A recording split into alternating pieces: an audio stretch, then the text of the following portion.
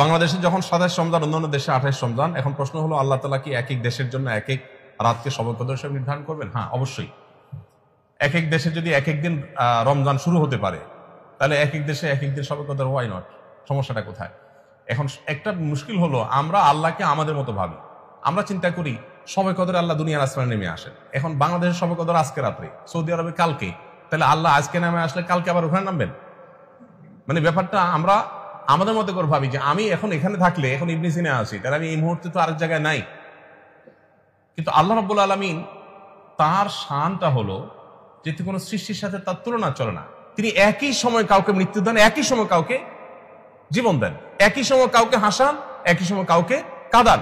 তার সাথে তার জন্য একই সময় অগণিত কাজ করাটা, এটা সাংঘর্ষিক না? আমাদের জন্য সাংঘর্ষিক। আমরা পারি না একসাথে একাধিক কাজ করতে, বা একসাথে বিপরীতমুখী কাজ আমরা করতে পারি না। আল্লাহ দ্বারা সবকিছু সম্ভব। বিধায় আল্লাহকে আমরা আমাদের মতো করে যখন ভাববো, তখন অবশ্যই আমরা অনেক উত্তর খুঁজে পাবো না। কিন্তু যখন আমরা এইটা জানবো যে আল্লাহ তো স্রষ্টা, তিনি তো সৃষ্টি না।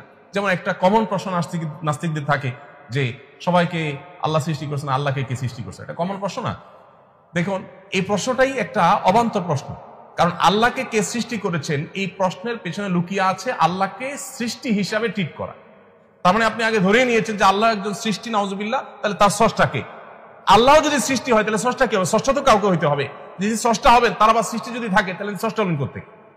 তাহলে আল্লাহকে আপনি আপনার মতো চিন্তা করছেন যে আমার তো একজন স্রষ্টা লাগে, সবকিছুরই স্রষ্টা লাগে, তাহলে তারও লাগবে। এই উত্তরের প্রশ্নের মধ্যেই আমাদের ত্রুটি আছে।